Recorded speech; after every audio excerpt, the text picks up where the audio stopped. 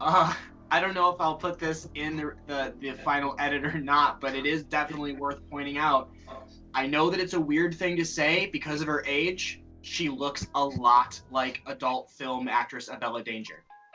I know it sounds weird to say it because she's like 16, but like, I'm not saying like I want to fuck her or anything. I'm just saying like in terms of her face, she looks like Abella Danger. I'm just saying. Yeah, start the video off with that. Yeah, put that right in the beginning. And then as your title card, you could put former host Tyler now serving jail time. So, not to be a smartass, but you know that on Skype it has a different volume bar than your regular volume, right? Yeah. Where would that be? And make sure that your microphone is actually the device selected. Yeah, it's definitely going through my microphone.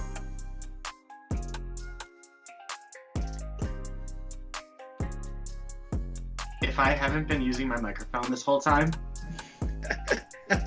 I'm gonna go ballistic. All right. Tell me if I...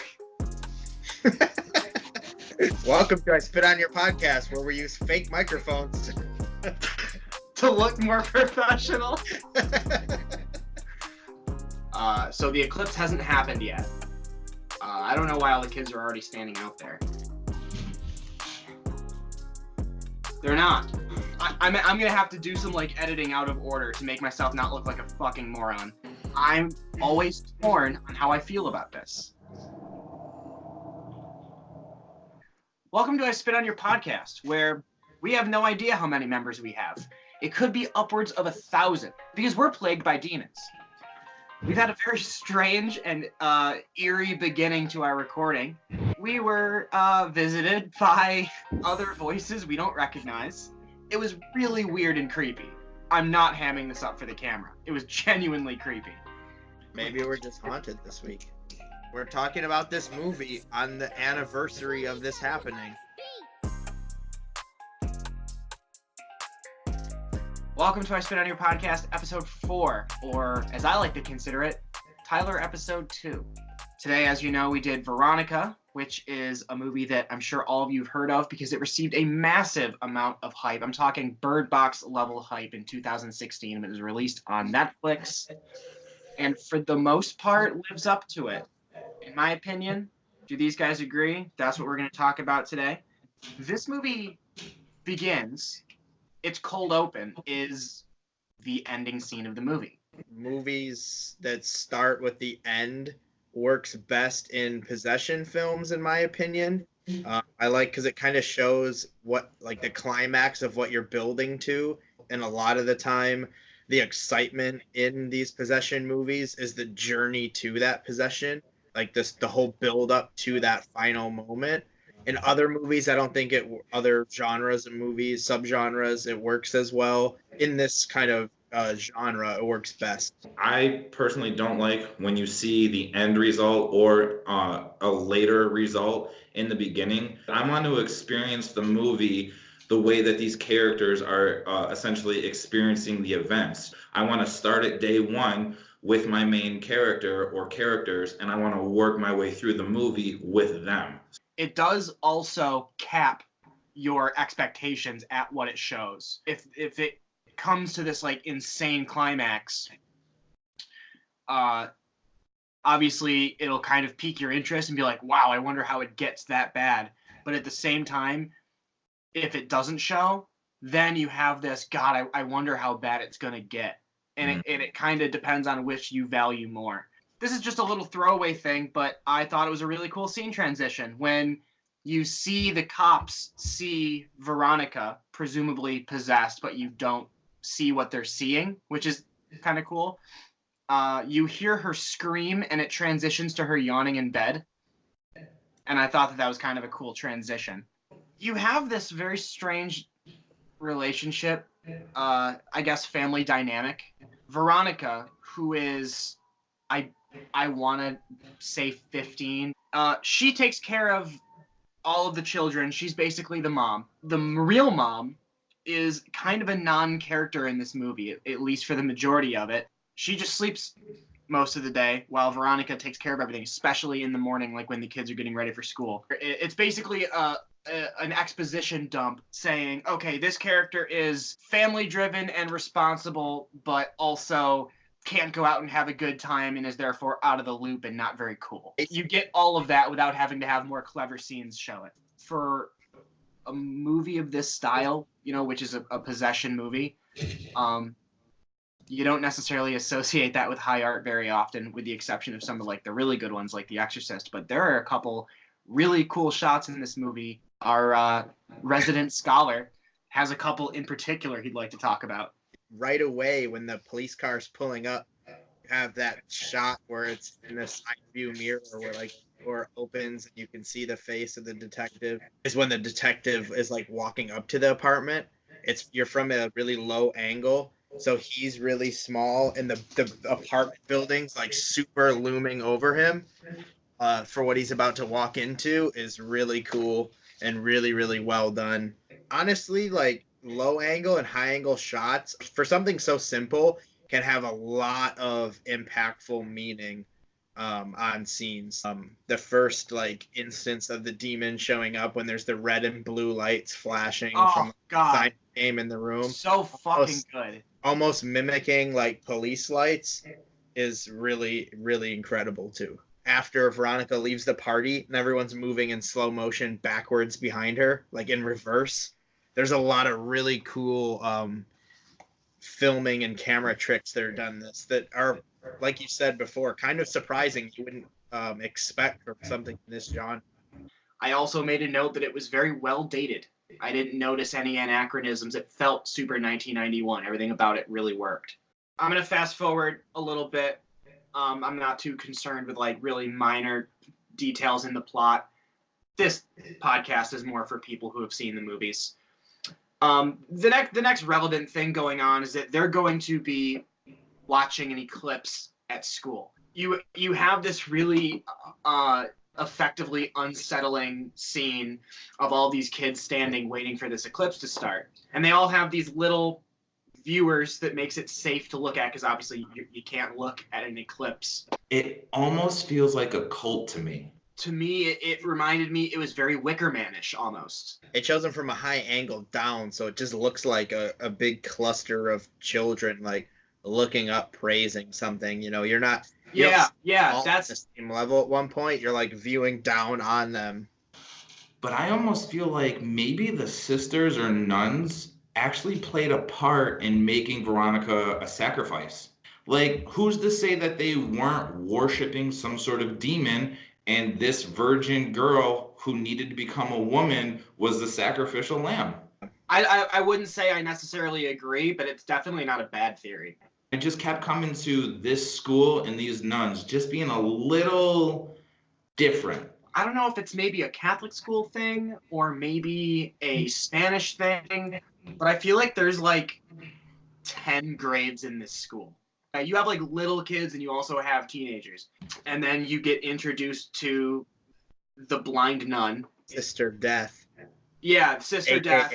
Sister Badass. In that scene, when they see her with up in the window staring out, totally recreating the shot from The Sentinel. The main character looks up in like the third story of this apartment building and sees a blind priest staring out, and it's like the exact same shot. Before the eclipse sequence, we got to talk about the classroom scene.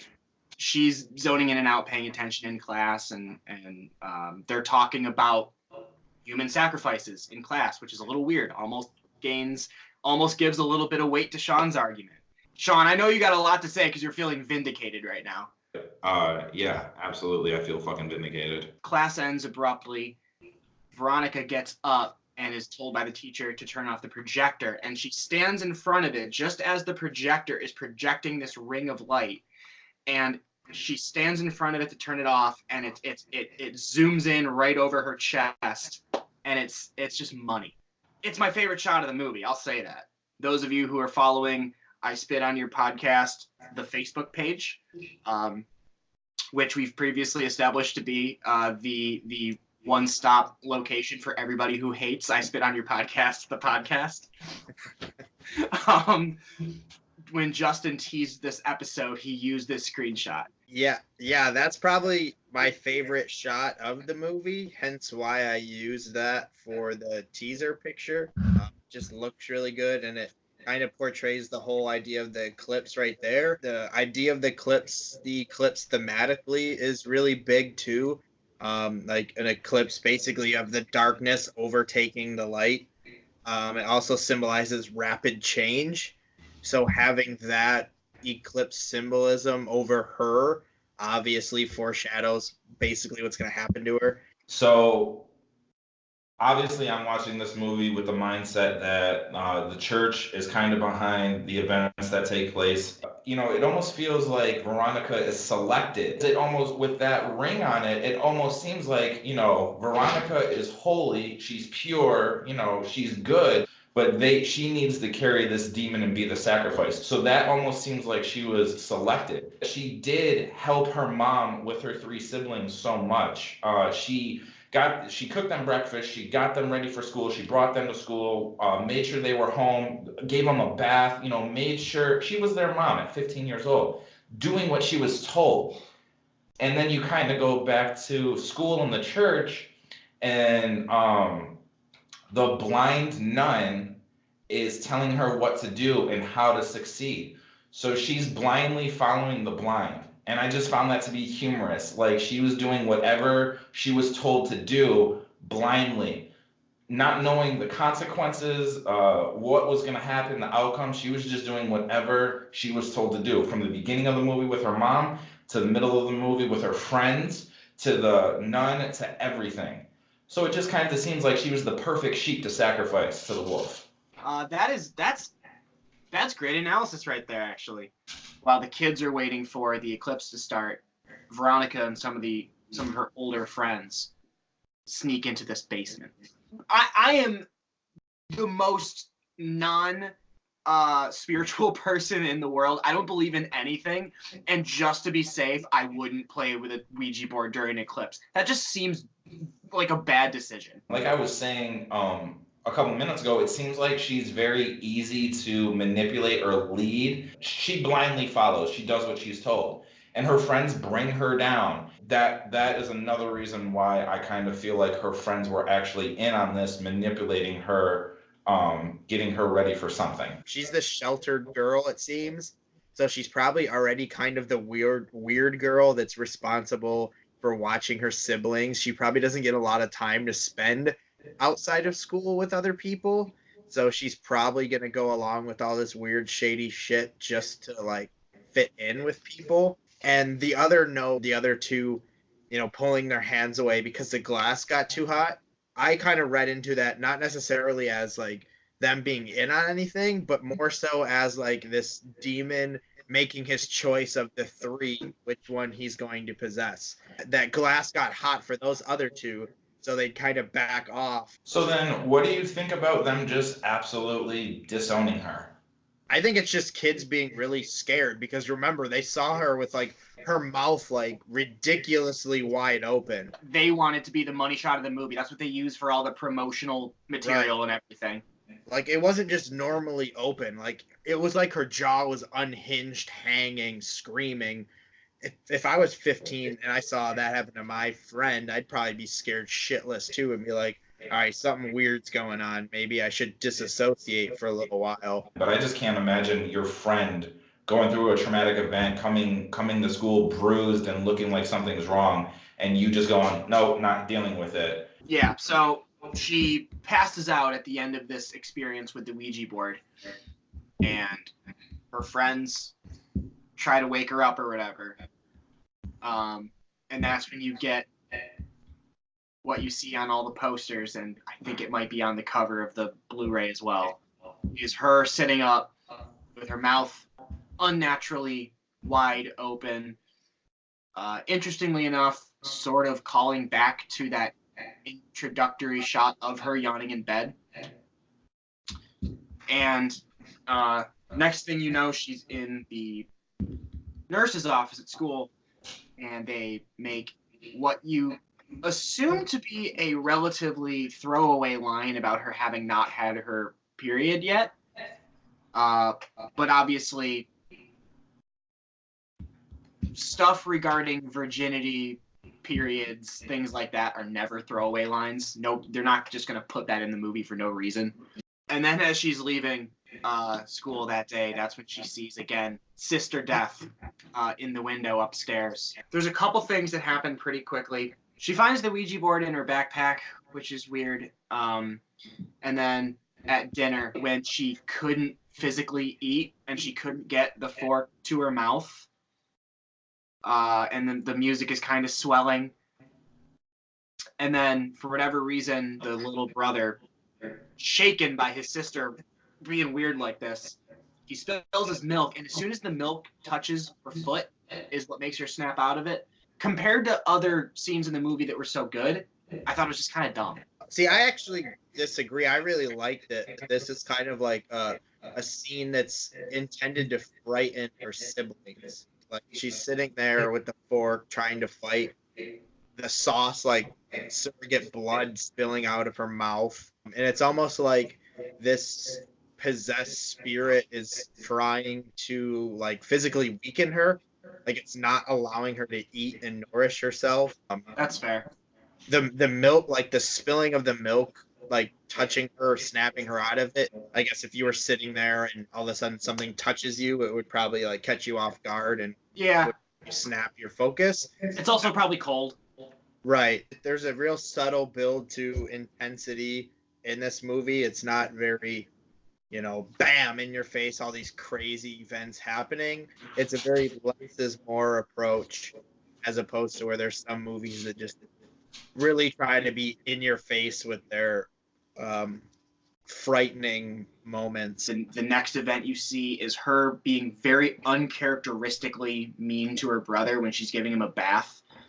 She snaps at him in a way that we've very much been set up to believe that she never would. She hears a noise in her room. So, yeah, Antonio gets left in the tub, which can't do that, right? Has she ever bathed a child before? And when she comes back, the water's scalding hot, and of course that ties into our sort of reveal at the end of this movie. She wakes up in the middle of the night and her closet door opens. There's, of course, a mirror on the inside of the door, and I hate in movies and in real life, if I'm being honest, mirrors that move, because you just know. You just know, right? It is every single time you see a mirror on a door, anything that can move like that, it is Chekhov's jump scare every single time. But inside you have her little brother and sister, scared to death, hiding from something. And you get, in my opinion, probably what would have been the creepiest scene of the movie if they had ended it before showing too much. And that is when she sees her dad in the corner of the room. Awesomely executed at first, gave me full-on goosebumps that you could have, grated cheese on. But then, he walked forward and the scene lagged. He kept walking forward, getting into the light, and then then you could see him. And I don't know. I think that scene definitely fizzled out and should have ended a lot sooner. It annoys me beyond belief that you come up with such a great idea and such a cool thing, and I thought it was awesome that it was her dad, but why extend it? Why give me so much? You're doing so much and it's taking away. Especially because thus far this movie has excelled because of its dedication to subtlety, like Justin was saying. This is one of the things that frustrates me and takes me out of a supernatural movie. While yes, it may have been a little anticlimactic and drawn out, I think it's super, super important part of the film is her realizing that it is her dad. Her seeing that this deceased dad is kind of her facing that fear of the fact that she's growing up and she's basically taking the responsibility from him to be this other parent to her siblings. So this ghost is the visual representation of her her role that she has taken from him because he has died now. You know, this is like what scares her. She's become her dad. It may seem really kind of drawn out and corny, but like deep down it has a lot of meaning what's really happening. But I would have rather had there been more scenes of her maybe seeing her dad or thinking she sees her dad or something like that. I think like if it kept showing her dad, it would have kind of been overplayed. I think it was basically almost like this demon kind of toying with her. Like the dad would be the point that would make her most vulnerable and make her easiest to possess. But I think she showed enough resistance to that where continuously showing him wouldn't have paid off. So the first time she saw him, she wasn't like, oh my gosh, dad, it's you. She was like obviously freaked out and was like, okay, we need to get away. So like she didn't like fall into that trap. After she sees her dad, she lays down in her bed and gets pulled into it with these black hands that come up. These like black hands come up and are pulling her into the bed. And I actually made the note that the CGI parts of this scene didn't look very good, probably because of budgetary restraints, but they were smart enough to do something that not enough movies do these days, which is they supplemented it with some practical effects. You could tell some of it was like people in gloves. Those parts looked really good. It was nice to see a little bit of practical in there. I wrote a note here during this scene, really good synth score, reminds me of Donnie Darko or something. The score in general and choice of music is really good overall. Especially, I mean, they make a huge emphasis on points where the only thing happening is music playing with lyrics. And I mean, if you pay attention to lyrically what they're saying, it makes a lot of sense of what's happening. The lyrics are like, the demon will let you dream. She thinks she is strong and unstoppable until she isn't, kind of deal. Like, they play into what's happening. On the surface, that seems great. But if we spoke Spanish, or in other words, if this was an English language film, would that come off a little bit too on the nose? If you were watching a slasher movie with like a final girl and like I Will Survive was in it, like wouldn't it be a little bit like almost a little dorky to be like that, like literal? I see what you mean, but I don't think these were as corny sounding. Basically, it's not like the song's like the demon will possess her and she will change and blah blah blah blah blah, you know what I mean? Like, yeah, there may be like a line or so that's kind of like, oh, the demon will let her dream, but there's like other, you know, it's not just that line. And remember too, she actually has the headphones on, so this is what she's listening to. All right, that's actually really fair. She's in school the next day. She excuses herself to the bathroom, but goes back to the basement, looking for some kind of clues that could help her figure out what to do. I'm not really sure what her mindset was exactly, but she goes back to the basement. And this is when we get a very cool scene in the movie. We get the face-to-face with Sister Death. We get kind of their big, like, duet scene. Yeah, Sister Death. Like, this scene is awesome, too, because Sister Death is just this total badass where she's like, when she lights up this cigarette, instead of berating Veronica for what she's done and trying to scold her and scare her, she's basically like, you know what you did. The only way you're going to fix this is to do X, Y, and Z. You have to face it. You can't just hope it's going to go away. You got to deal with it. And remember, too, she admits that she blinded herself because she can see these demons and hear them, and she brings them along the lines like, you know, you don't have to actually see them to see them. She's only really there to aid Veronica, to kind of push her along in the right direction. Other than that, she plays like no other important role. It almost seems like this scene is 100% needed in the movie, because there's no other way to progress it without sister death. And it just it makes me laugh a little bit that she gives her this advice that ends up being the end of her and not the triumph of her. How badass is it that there's a fucking blind ass nun in the basement of this school smoking cigarettes telling you fucked up big time? Oh, she's Like, so cool. We all agree on that. And now you get this cool little I she's basically trying to demon proof her house, and it's done in like a montage, which is pretty funny. And at first I'm like, oh fuck yeah, because as a viewer I'm expecting it to help.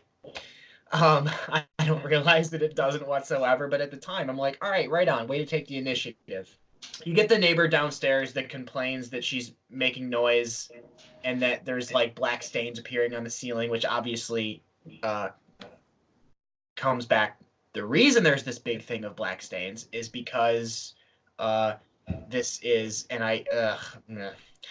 it's a true story, and some of the police photos of the true story show these black stains under the mattresses, which, to be fair, is creepy, but I think there are plenty of logical explanations. She walks past this painting of a deer being chased by wolves. It's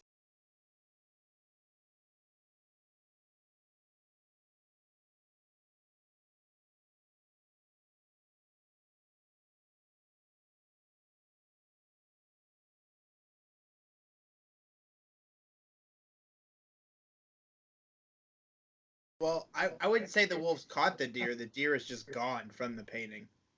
but like the painting has changed and the implication is ominous. Justin, you were going to go into a diatribe regarding this painting. Yeah, it's not necessarily regarding just the painting as well, but the overall symbol of like the wolf imagery. Obviously you see the painting the first time, like you mentioned, where there's it's like, I wish I wrote down how many wolves it was, but I want to say it was at least 4, 3 to 4 wolves chasing this deer. You see that. You don't think much of it, but it does linger on that painting for a few seconds. Throughout most of that second act, Veronica has a wolf on her shirt. She's wearing this black wolf shirt. Then again, you come back to this painting where she walks by it again. However, this time the deer from the painting is gone. The wolf kind of symbolized like as a guardian, this leader of the pack, which is Veronica. I mean, plain and simple, that's Veronica. She's the guardian of these kids. She's being their parent. She's trying to protect them from this demon. That's kind of why she got that shirt on. There's also the Viking symbol of the wolf. I'll also remind you that the symbols that she uses to draw are Viking symbols of protection. Keeping that in mind, looking into the wolf symbolism is more of a symbol of death and rebirth. If you think of the giant wolf Fenrir, who was the chaos who consumed the sun, let's tie back to the eclipse now. So you have that scene with the projector light showing the eclipse. Now you have this giant black wolf on her shirt, almost 2 very tied together images there of this eclipse of consuming the sun and darkness overtaking the light. In that first scene, she's got like a white top on, the little ring. Now she's got this black wolf shirt on. So then, yeah, fast forward a little, you take that same wolf painting, but you take the deer out. And at this point, this is when she's like full-fledged into the demon is chasing her mode. Her innocence is basically gone at this point. You're at the point where she's full possessed almost, and the darkness, this idea of death has completely taken over her. This internal eclipse has finally happened inside of her, and she's in complete darkness mode. I thought they did an amazing job in that, and it just worked out really, really well for me. I imagined the wolves as like, a pack hunting, obviously, and I thought that she was actually the deer because of the whole cult scenario that I went into. And the pack of wolves is the cult. And well, the whole reason why I thought that, and I kind of went through it, does actually tie into the shirt. Because, it seems like the pack is chasing her. You see the deer because you see that's the prey that these wolves are going after. And then when you see the painting again and there's no more deer, they already got the deer. They've already done what they need to do with it. And the shot that I actually like at the end, when Veronica's on the stretcher and she's wearing that wolf shirt, the wolf is on the outside and she's on the in. Like the wolf ate her, absorbed her, digested her, and now the wolf is on the outside and the deer is on the in. And one of the last lines of the movie is that she died. So now you go back to the painting. Well, why isn't the deer anymore? Because it's dead. Because they got it. They feasted. They accomplished what they went out for in their hunt. Here's a scene I've been excited to get to. You get the introduction of what I would say becomes a reoccurring motif, I guess would be the word, for the rest of the movie. And that is the Simon Says lights. It reminds me of in Dead Silence, when the main character is staying in that motel and the neon sign outside is slowly strobing the red light with the buzz, which is probably maybe the best scene of that movie. Yeah. You get something very similar to that. Great scene in that movie, very scary. But you get something that's very similar, but I would say arguably done even better. But you get this Simon Says game, which is not possessed per se, but I don't know, being manipulated by the entity that's present to very slowly, it just casts this light in the entire room, and the whole room is red, blue. I view this because I've listened to Justin, and he's told us for 2 months straight, there's nothing just put in a movie just for the hell of it. Everything has a reason. This game is called Simon Says. You do what it tells you to do. What the fuck have I been saying this whole goddamn episode? I view this. Okay, that's actually dope. Thank you. So wow. No, I enjoyed that scene because the game was Simon Says, and it fell right into my conspiracy process. Obviously, I really enjoyed this. I mentioned it before. I like how it does the whole red and blue, but the demon's only advancing during the red. Then when you fade blue, everything's gone. When it's red, the shadows are going back. Or the whole less is more thing, you get like the shadows kind of arms reaching over. I don't think at this point yet you really have seen the demon kind of like walking around too much, because I think that's where you first see the like demon figures, when she looks to her sibling's bedroom and it's like kind of like just standing there and starting to move in the doorway, I think. Right, and then she runs over, and that's when the whole red-blue kind of situation starts going. Kind of ties into the end reveal where, is it her or is it not? When she's standing in, looking through that window, it's almost kind of like she's looking at a reflection of herself. Isn't it worth noting that the demon 90% of the time is portrayed as a shadow, something that Veronica herself can cast? You make that case of this whole thing was just her shadow, or basically it was her, but she views it as this different person. But it's always basically parallel to her. She sees this demon choking her sister, and she begins to wrestle with it. And, you get the real chopped and screwed cameras and everything's kind of chaotic. And when she kind of comes to her senses and the camera work kind of calms down, you see that her hands are wrapped around her sister's neck. To me, this is black and white.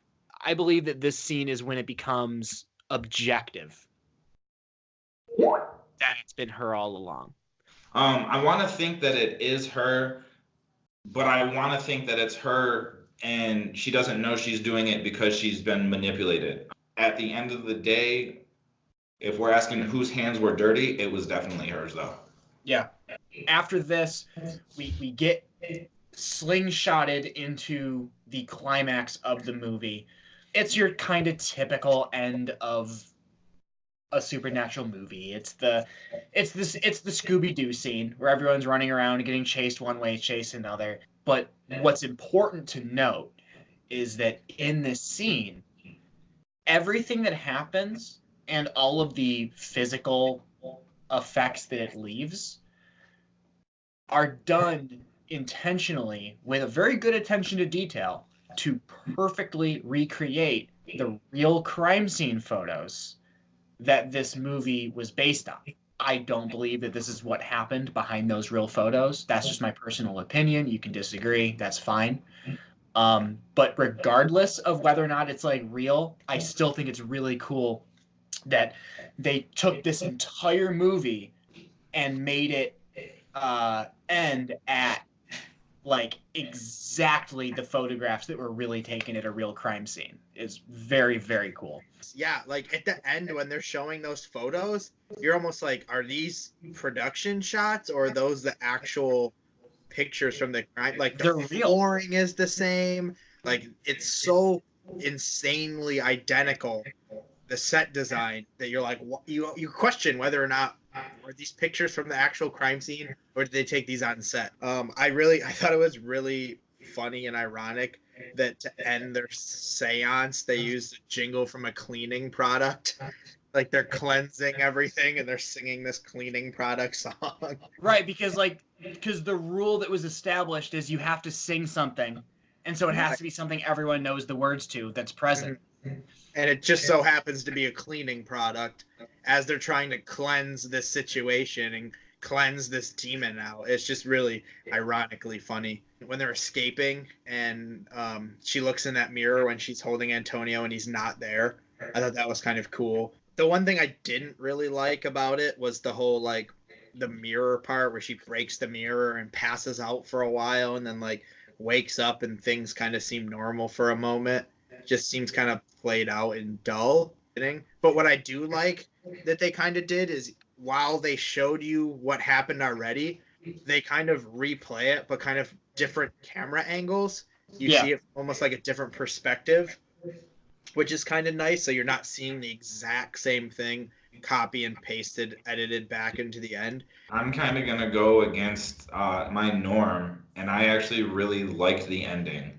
I think it was amazingly done. Mind you, I'm going into it with a different thought process and conspiracy, but as I'm watching this ending, he's coming to her. Like, he's coming to Earth. He's coming to her realm where she is, and he's just not as strong. So what happens? She goes back to a Ouija board and essentially opens the door for where he is to where she is, making it an equal playing field. And so I viewed this as a battle. And I thought that that was amazing that she had so much courage to continue to fight for what she wanted and what she believed in and, you know, her loved ones. I think that it's kind of beautifully tragic that essentially her downfall was her little brother. She thought she got them. She thought they were safe. They were good to go. And then she realizes he's not there. So she sacrifices herself and goes back up there, you know, back to where the demon is, back to where, you know, this whole event happens to save her brother from the demon, from herself, from whatever's up there. And that ending was basically a throwaway line, but I enjoyed it. You know, after everything, she's been taken out on the stretcher, again with the wolf shirt over her, me feeling like the wolf has defeated her. She's the deer inside the wolf's belly. And the cop gets a call that says she's dead. So I thought that that was pretty neat that, you know, she sacrificed her life to make sure that everybody else was safe like a mother would do. She nurtured and took care of them and even died for them. So I thought that was awesome. You can also even look at it like she's protecting her surrogate children, basically, as she plays this parental role. So that pretty much wraps up our dissection of Veronica, and now we are going to go into our final thoughts and ratings. Dustin? So my final takeaway after watching Veronica, this was only the second time I've seen it, the last time probably being in 2017 when it came out, is I think I actually enjoyed this movie more. Not that I didn't enjoy it the first time, I definitely did, but now more like breaking it down, analyzing, picking all these themes and camera work out, I actually like it a lot more. It's fun to watch. It's not over the top possession film where you get these ridiculous jump scares for no apparent reason and just random things are happening. Like I mentioned before, it's got this very slow, subtle build. Again, the cinematography is incredible with great camera work, great use of colors and imagery, great music and soundtrack.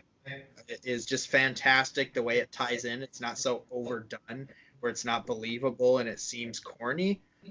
Even the acting I thought was pretty good, especially from like such a young cast.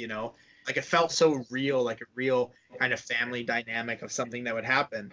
Again, it's got a lot of really strong themes with the eclipse, also tying into the wolf theme and imagery, and again mentioned that it has that coming of age story to it. I know we didn't get into it too crazy, but we could definitely pick into it and make a case for how it's a coming of age. I mean, they put enough in there for you to really see it. I think this definitely stands up against other pretty good possession movies. The pacing feels really well in this movie. It doesn't seem like things start escalating out of nowhere for no reason just to do it.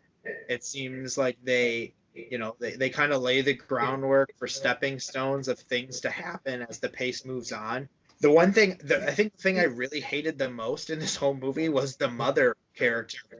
I know she wasn't much, but like, the specific scene is, I think, is when, she comes home after that whole choking incident or whatever, and they're saying, oh, there was someone in the house, and the mother's like freaking out at Veronica and saying, you need to be stronger. But at this moment, like, Veronica's eyes are so sunken into her head, so dark. She has bruises on her arms, and her mother like doesn't bring that up at all. Not once does she say, oh, what happened to your arm? Why do you look so terrible? She's like, be strong. These kids need you. I can't be here. Like, I would think as a parent, if you saw all those warning signs, you'd be like a little bit more like, hey, what's going on? Like, let me actually talk to you.